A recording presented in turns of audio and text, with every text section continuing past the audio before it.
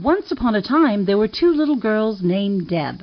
One little girl grew up to be a preacher while the other grew up to be a pagan, and they both grew up to be the very best of friends.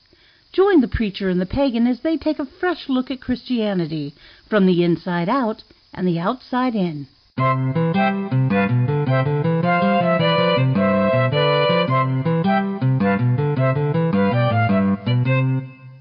Welcome to The Preacher and the Pagan. I'm Deb Bodwin, and this is my friend over there, Deb. Hi, Deb. Deb Suttard here. Yep. How you doing, Deb?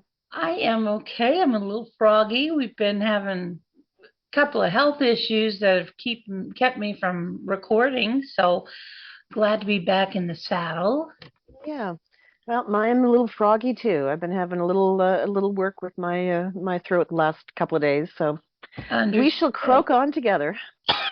Let's do it. We can have this our frog chorus here. That's right. So we're going to look at the apostles today. Cool. The roadies. That's dudes. Right. Yeah. The 12 apostles.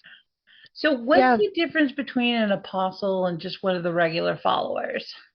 Well, I mean, that's a lot of gray area, quite frankly. The apostles and disciples, those words were kind of interchangeable.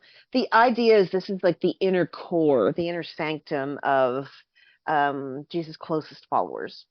And there's a number of assumptions about it. First of all, that they were with him all the time for the 3 years of his ministry. No, they weren't. They came, they went, they went back home, did their thing. They'd be there with him in certain seasons, probably in the summertime when there wasn't a lot of harvesting or family stuff they had to do. But when that was happening, they'd go back home. So it's not like they were on the road for 3 years straight. They didn't just quit their job and live in some kind of hippie commune year round. No, not at all. No, and you hear story or read stories like the calling of John and or James and Andrew, how they got up. No, James and John, how they got up and left their father Zebedee at the boat. And I always felt really bad for Zebedee. The reality is they would have gotten back. I mean, Peter, we know, has a family. He's got a mother-in-law he's got to deal with, so he has to go back. So it's not, and quite frankly, the people, the Hebrew people, were not available to meet up on the regular. They had their own lives they had to take care of. And the whole thing about the Jesus movement is that it was a lifestyle. It was not like the Raggedy Band traveling around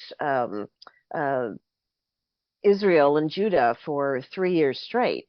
It was kind of come and go. I mean, Jesus had his own mother to support because, as far as we know, Joseph is gone by the time he's an adult, and he would be Mary's support.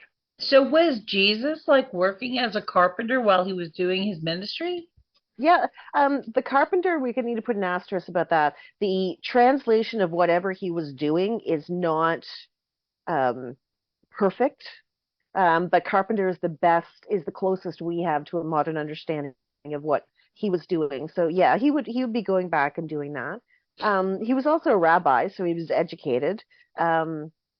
Who knows what monies he was picking up just for side education as opposed to the main teachings he was doing with his followers. And I mean, when you're a pastor, you're on all the time. So it's not like he wasn't doing ministry, but he wasn't necessarily walking around everywhere and gathering crowds like he did from time to time. So the apostles would have gone home and they came back. And I read somewhere years and years ago that if a man was gone from the house for more than 3 weeks, his wife had to give permission. So it's not that they just dropped everything and went. Like, this is a conversation in households, whether or not they would go and spend time. So we have to go with that. And the story and the Gospels, they're a collection of stories. They're not an ongoing narrative. So we just have to recognize the humanity in what was going on in those first generations. So it's a very different from what it's presented as, what we're led to believe, just as regular people. Mm-hmm. It actually looked quite differently. than Well, we thought. yeah, exactly, and that's just lazy teaching. There, it wasn't until later, or maybe people were asking questions that weren't answered. Like, okay, well, how did they live? Yeah, the women provided for them. We've got that in scripture, but like that's a whole lot of expectation of a group of women to pay for 3 solid years of ministry out of their pocket for an increasing number of people, and a whole lot of men who were not providing for their families. Like that's a major social no-no in that culture. So, um, yeah, it wouldn't have been a consistent thing. It would have been back and forth, which to me makes them much more reasonable people to listen to. If they're going to walk away from their lives, like what else are they walking away from? Exactly. So you said something about the 12:15 or the 15:12. What? The 15, 12 apostles. Yeah, I was a teenager when I went through the Gospels and found out that there was 15, 12 apostles. One of the things that happened in the early church is this thing called harmonizing, this desire to have the entire story as a one focused story. So they took all four gospels, and some took even the extra canonical writings, and they tried to mush them all together to have one solid narrative. Mhm. So one of the things that pops up a lot is that oh well, his name was Bartholomew, but we also knew him as Nathaniel. It's like, um, how? Those are two very, very different names. They're not even as if a language would balance it out. But these forced um, uh, synchronicity almost, just to justify that there were only 12 men that were part of it. It's you can't read the gospel and agree with that kind of forcing. But in the early church, and we've inherited that tradition in a lot of places, the early church was absolutely adamant that everything had to be forced into.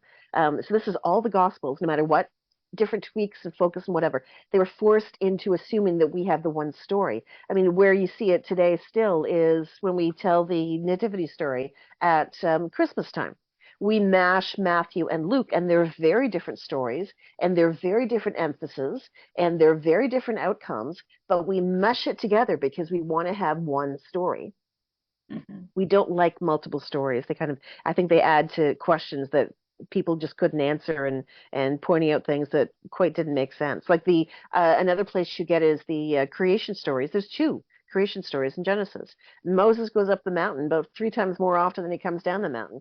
But this attempt to make it seem like there's one linear narrative all the way through, that started really, really early in our tradition because the powers that be at the time wanted that consistency and that simplicity, and it just doesn't fly. So, okay, so if there's Mhm. 15 apostles, but Yeah, I know when I was growing up, we learned the 12 apostles. yeah. Who chose who did or didn't make the cut? And how do, where are these other three apostles? Okay, so first of all, we have to look at the number 12. It, We've had this conversation in other yeah. podcasts where people read the number as a literal number and don't realize it's a symbolic number. So 12 in the Hebrew culture meant completion, totality. That's why you've got 12 tribes, while there's 10, 12 sons of Jacob, where the number 12 pops up. And 24, when we see that number, it's absolute completion, like it's 12 plus 12. So it is over the top wonderful. So the number 12, the early church, the early Hebrews who were Jesus followers, they would have understood right away. The 12 didn't mean 12. It meant that these were the complete were people around Jesus. They were the total teachers that Jesus was teaching to pass things on. So there were a lot of women in there, and there were various different men. For instance, everybody has Simon. Sorry, I should say that when you look at where the 12 apostles, and I put the 12 in quotes, are mentioned, it's the four Gospels, so Matthew, Mark, Luke, and John, as well as the book of Acts. So Acts is actually written by the same person or the same school of thought that wrote the book of Luke. So in many ways, Acts is the sequel to Luke, but not the sequel to all the Gospels, just to Luke. So you've got the basic ones. You've got Peter, Andrew, James, John, Philip, Thomas, and Judas Iscariot. They're consistent throughout. And then you've got uh, Matthew, but there's also a guy named Levi. So was Matthew a Levite, or is this two different people? We don't necessarily know. Then there is Matthew and Mark have a guy named Thaddeus, but Luke and John and Acts have a guy named Judas, who was a son of James. He was not Judas Iscariot.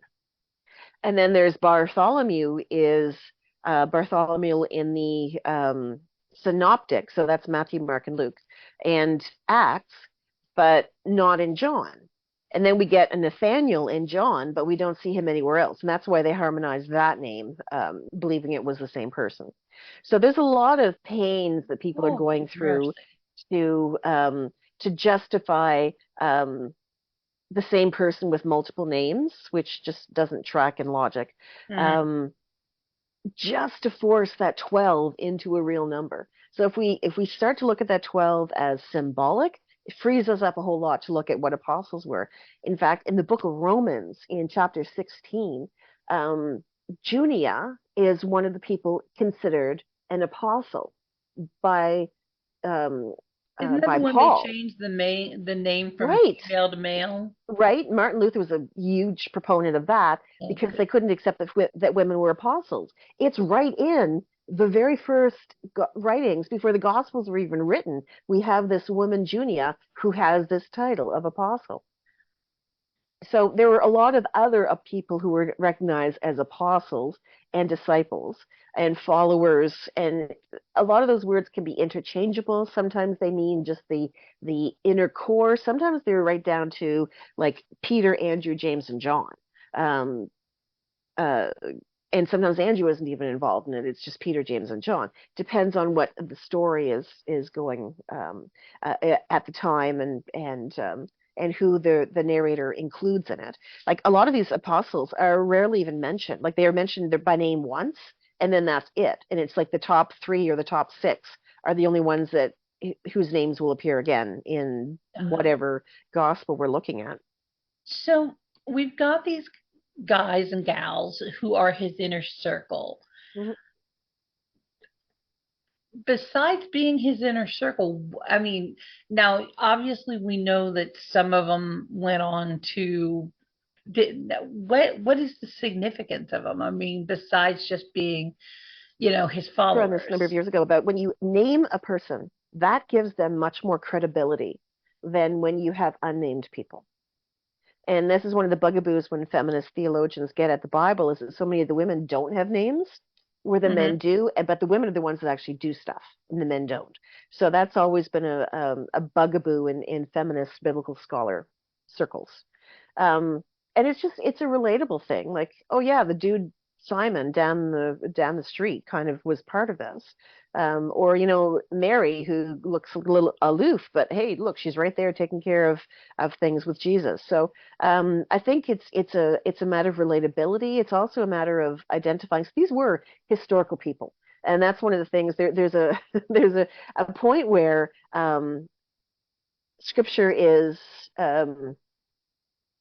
transitions from names of composite names, like Moses is a composite name and Noah is a composite name. So like they're given names because of the meaning of those names, which, I named 4 kids. I've never thought the meaning of the name connected whatever their job they're going to do as an adult. That's just never the thought process. But there is a point in the transition of the scriptures, moving from the Hebrew scriptures into the Christian scriptures, where these are actually real people that are remembered more intentionally. They're not legends anymore. They're people who have names and they screw up and they are important, and their legend continues connected with the Jesus story. So that, I think that's one of the reasons it's important to have these names, but it's certainly not as if all 12 were named in all gospels on a regular basis, or 15 as it turns out. So what's next on your list? Okay, well, after Jesus was executed, there are traditions about where all of these people went. Now, there's a tradition that through Acts that Peter and Paul got into it around the year 50 um, about whether or not the new followers of Jesus had to be circumcised and live the Hebrew expectations. And Paul, of course, he was the known as the apostle to the Gentiles, um, and he said, no, that's we're in a whole different ball game now. Whereas Peter said, no, this is the tradition we're in, like we've got to keep it. So there is an expectation that Peter stayed in Jerusalem, or at least in Israel, Judah, for the next 20, 30 years after Jesus died. But one of the things that's confusing to a lot of folks is in the somewhere between around 1260, a book came out known as the Golden Legend, and I really want to have this book. And it was written, basically, it was Bible fan fiction about the apostles. And that's where we get all of these legends about, Thomas went to India, I think, and Peter went to Rome and was crucified there, and all the apostles went someplace and they died a glorious death in their ministry work. There is absolutely nothing historical or biblical that supports that. But because that was the second most popular book in the Middle Ages, before the printing press was even invented, and then when the printing press was invented, it was printed again and it exploded. People treated this like history. So you have not only the biblical references to these folks, but now you have medieval legend that has expanded on the background story and the post-resurrection story of all of these people, and it's treated like history. So it exploded like the Knights of the Round Table. There's King Arthur, then there's the Knights, and the Knights have all of their fans. So I guess the Bible just wasn't enough. They had to expand on the franchise. Well, I mean, you and I met in a fandom, right? So, and you've met your wife in a fandom. You just, if you're really into something, you just want to know more. You want to have more creative outlets. In the Middle Ages, the stories that connected the entire culture were biblical stories. If you had a Bible in your house, it meant that you were quite well-to-do, that you had access to stories that the others might not necessarily have, and they were beautiful works of art, but they were limited. I mean, there's only so many times you can read the entire Gospel of John and not want to know more. So this book, The Golden Legend, filled in a lot of these gaps.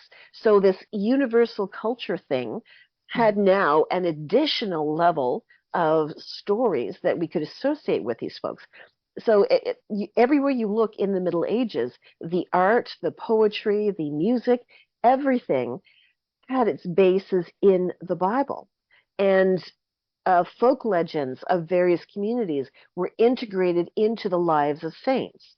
So you get this whole big mosh of people who are being incredibly creative with how they see the apostles, how they see all characters in the Bible, and this natural instinctive desire to create more lives for them. Because let's face it, a name is not going to tell you a whole lot about these people. Like, we know that the women were rich. Okay, so that can tell us a few things. We know that Peter had a mother-in-law, so that can tell us a few things. We know that a number of the apostles were fisher folk. Well, if you know anything about the Roman government, they gave the Hebrew people the licenses to provide the fish for the empire. That's why the Zoroastrians, those who had a sense of the older zodiac, assigned Pisces to the people of Israel because they were the fishers. They were the people who provided fish for everybody. So when the wise folks see Saturn and Jupiter in the constellation of Pisces, they say, "Oh, the king is born in Judah." That connection makes sense. So you have to you can get all this stuff if you understand some of the other symbolism, some of the other cultural stuff, what's going on. But the Middle Ages folks didn't have that information. So they filled in their own gaps. And incredible works of art, writing, as I said, paintings, uh, Would um, you say that decals, floor paintings, mosaic. Sorry, I can't get my word around mouth around that. it's okay? But would you say that now, like kids, when they're taught about the apostles now, you don't need to give me a percentage, but just in a general, how much of that what children were taught about the apostles comes from the Bible, and how much comes from this medieval book that entered the culture? Oh, I think I mean, I how think much it does that depends. affect what people believe about the apostles now? I think it comes back to which traditions place greater emphasis on the saints. So I've grown up in a tradition that does not place a lot of emphasis on the saints. They're cool, they're interesting, they're historic, whatever, moving along. Whereas you grew up in a tradition where the saints were very, very big. So Catholics would have been taught more. Orthodox folks would have been taught more. Um, I'm not sure about the Lutherans, but the Anglicans definitely would have been taught more. Now, the lower church inheritors of Presbyterian tradition and Calvin tradition, they would not have a whole lot of this stuff as their knowledge base. The only exception would be the assumption that the wise ones were three men and they had names. That kind of came out. I'm not sure if the Golden Legend has that information, but it was the same kind of thing at the same kind of time. Um, so the legends about the apostles specifically, it really would depend if you were high church or low church, as far as how if your worship services were grand and you talked about the saints and apostles in historic terms, or if you didn't. So whatever that percentage works out to be, I'm not really sure. But the lower churches like Baptist, Pentecostals, non-denominational, they tend to not even pay attention to Christian history, the right stuff. They tend to think that, or have an attitude anyway, that it seems like Christian history started once it hit the American shores. So they don't tend to look at any of the stuff before then. Mainline Protestants, like I am, like the Methodists, yeah, Presbyterians, United Churches, we're kind of in the middle. We know there's history involved, but we try to focus on scripture, not on tradition. And we get the sola scriptura. That's straight up Martin Luther stuff. So that begs a question. What is the relevance of the apostles in the modern Christian church? I mean, I know to pagans what the relevance to the apostles are, none. But I mean, Yeah. to Christians, what is the relevance today? When I preach, I always point out when they're being idiots, when they're being fools, when they're don't get the message. And I think their humanity is the real message to pass along today. I mean, Peter, God love his soul, what an idiot that guy was. I mean, he always said the stupidest things and did the stupidest things. Um, and yet he's still respected. He's still part of the crew. He's still part of what's going on. Judas Iscariot, man, I feel really bad for him because he did not do anything more horrible than what Peter did. But we hear in the Gospel of Matthew, I believe, that he committed suicide. Well, dude, you denied yourself the redemption arc that Peter got. Like, you're now stuck in history as the betrayer when you just were probably a guy in a really bad place making a really bad choice. Um, so the thing with the apostles, I think, is that they give us opportunities through their lack of understanding to sit at the feet of Jesus and try to understand the stories, because the stories have a timelessness about them. And the apostles' reactions are very, very human. Like we just did Transfiguration a couple of weeks ago, and here's like the inner sanctum of Peter and James and John. up on this hill with Jesus, and suddenly Moses and Elijah appear, and foot and mouth disease Peter says, "Oh, we'll build you tents, and we can stay here and worship you." And it's not why they're there, but he sets up the point, or sets up the opportunity to be taught what transformation is actually about. So I think as much as they might have been, like the women in Mark, I believe it is, they get the message of resurrection and they run scared. And that's how the gospel ends. In fact, it was so disconcerting for people that we have two endings tagged on to the Gospel of Mark, because people were not prepared for the humanity of those women to run away scared. So I think that's what the apostles have to give us today. Um, Jesus told them, go and tell the story. And in many ways, we're being told the same thing: go and tell the story. And the other part is that don't be assholes about it. A lot of But yeah, churches kind of lost that part. some But reason, I that's don't the know. story. Yeah.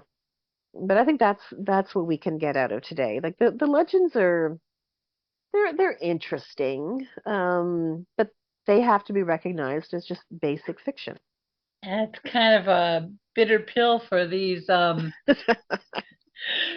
you know, we haven't even gotten into to Moses yet. Oh, I know, and Talk that's about like, bitter pills. yeah, and that's the kind of thing that drives me crazy when people treat the Bible as verified history. The Um, literalist. it's it's not Not verified even history. history is verified literal history. Well, that's Everything just has it. Yeah. nuances. Yeah, yeah. And I mean, when we were even looking at the apostles, because so many, like the synoptics have so many of the same names, John was doing a whole other thing with with what he wrote in the Gospel of whoever the writer was of the Gospel of John. And it might intrigue you to know that there is some scholarship that suggests that the beloved disciple was not John, but actually Mary Magdalene, because the tradition holds that she was the head of the women and Peter was the head of the men. And that's one of the things that underscores this assumption. And again, no one had a video camera back there, so these are all assumptions based on various readings of the text. That um, the if you look in the Gospel of John, in the 20th chapter, that's the story of resurrection, and Jesus spends a lot of time talking with Mary, and Mary's the one who is ultimately the apostle. I mean, the Catholic Church is about 10 years ago acknowledged this. Mary is the apostle to the apostles. She's the very first one given the message to go out, and bang, at chapter 29, 21, very different tone, very different writing. Everything is about Peter. You're the rock. You're the one we build the church on. You're the important one. It's like, wow, like whiplash. That's how to dismiss Mary as the ultimate hero of the Gospel of John with the coming of the resurrection. So there, I am as convinced as we can without knowing a whole lot about it, that this is an argument worth pursuing, for sure, about whoever that John might not, the Apostle John might not be the beloved apostle. But that's an open question. Um, but all That's of it is just, again, it's our desire now in the 21st century to know more about these people. Same thing okay. that drove the Middle Ages. Well, people are gonna people, aren't they? And they want to know more. Well, exactly. I mean, you're being asked to change your entire life for this dude. You want to know who's hanging out with him. Yeah. That always, as a kid, for me, it was like, who does this? Who just Hmm. leaves everything, goes traipse off? But then again, I grew up in the era just slightly after when the whole hippie movement, Right. there were still communes and stuff when I was learning all of this stuff. So I Yep. had this image of people just wandering off and living on a commune together, Yep. right on the edge of the desert. There's no archaeological evidence of that, but there was definitely tent cities when they were traveling. They would definitely be campsites that they would have set up, and there's some indication that they traveled as the the guests of Essene communities, which is probably as close to a commune as you were going to get back in the day. The Essenes, the Pharisees, and the Sadducees were some of the big sects of the first century of of the Hebrew tradition. And for instance, when you go the story of Palm Sunday, where the apostles are told to go into town and meet up with a man who is gathering water, and he'll take you back and set you up for the household. But that was a woman's job, except in the Essene community, where there were no women or so few women that the men were mostly single and they did their thing. Now, that would be also very much against the tradition of the Hebrew culture, where the responsibility of men was to marry and raise a family. So that is an example that has made some scholars think that the apostles were hosted by communities, groups of Essenes in their residences. So there's your hippie commune. There you go. So, is there any other thing about the apostles that you really want to get in, because we're kind of running low on time here? Just that they were not all men. And that's a really, really big one to really just kind That's of drive huge. home. Because I keep seeing people trying to justify why women should be in leadership. It's like, it's in the book. You know, the canonized, recognized historical scriptures that we pay attention to. There are women there doing this job. Acts, the book of Acts, the letters of Paul, the Gospels, all talk about that it's women and men. This was not just 12 men following Jesus. I mean, God loved Da Vinci, but you know that Last Supper? He apparently hated doing that commission. It took him forever. The people who commissioned him to do that Last Supper piece almost took him to court to get their commission back because he was so slow on doing it. He hated the concept. But for some reason, people treat that Da Vinci's Last Supper like it was a picture, a snapshot, as opposed to an artistic rendering of an assumption of who would have been there. Right. Now, why did he hate it? Because he wanted to include women and they didn't want him to, or he just didn't want to do the job? He just didn't want to do the job. I can see that. Yeah, I can't recall there's anything else. It's been a while since I read this, but no, he just it was a monastery, I think, or someplace. I mean, he wanted the money, he just didn't want the work. What You know, what, a what I lot of know us get into about Da that Vinci, I category. can see that. He Yeah, probably had his own things he wanted to do, but right. Yeah, needed needs to funding pay and the electric bills right, or precisely. the, Candle bills. the equivalent. Yeah. Yeah. Yeah. No, I mean, when you were looking at the apostles, you can even look in the book at the Gospel of John. There's a whole bunch of them that don't even have names. That's how insignificant they were. Ouch. Yeah, right? And today you'll be playing the role of Apostle number 13.2. Yeah, Right? please just Precisely. stay out of Yeah. the camera, Yeah.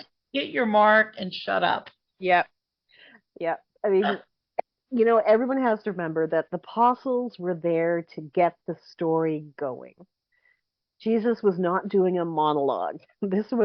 Every gospel is a whole series of stories about interactions and conversations so that we would understand the message. So the apostles, like they had their job to do.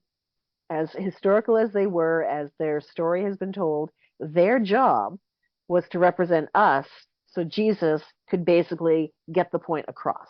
Wow, That's it. that's harsh. You're basically a literary construct. Yeah. Well, no, they weren't totally construct. They were real people, but the story works because they're there. Fair enough. Fair enough. So basically, you are there for Jesus to bounce ideas off of. Yeah, well, I mean, he had to teach someone. There you And go. these are the people that ask the questions that maybe others were not asking, or maybe 20 people were asking, but they brought the questions down to assign them to like 3 people, Okay. just for plain thing. Yeah, I mean, so much of Jesus, teaching was through conversation and through answering questions. Never the authorities. He never answered their questions, but he answered the questions of real people who were struggling to understand a bit better. So basically, now was that influenced? I know it's late in the episode, but was that influenced by the Socratic style of teaching where they decide, they'd have a master and a student having a conversation and arguing in order to teach a point? Yeah, I would suspect so. I would suspect so too. Yeah, I mean that was basically the primary way of education at the time. I mean, when you don't have a bunch of pencils and papers, this is how you learn things. It's rote, it's memorization, it's asking questions. Yeah. Well, I Which think tells a whole lot about Jesus' style too. Yeah. About how significant it was that his point got across and wasn't mangled in the telling. Although it's definitely been mangled in the hearing. Well, we are out of time, my friend. Thank you so much, Deb, and thanks for all of you listening to us. I'm Deb Bodwin. Yep, and I'm Deb Suttard. Bye. This is Preacher and the Pagan, and we're out of time. You've been listening to The Preacher and the Pagan with Deborah Suttard and Deborah Bodwin. This podcast is a two-lady podcast production in conjunction with the Barefoot Evangelist. Our producer and sound editor is Catherine Gordon. Our theme music was composed by Deborah Bodwin. You can reach us at thepreacherandthepagan@gmail.com or by visiting our website at barefootevangelist.ca/podcast.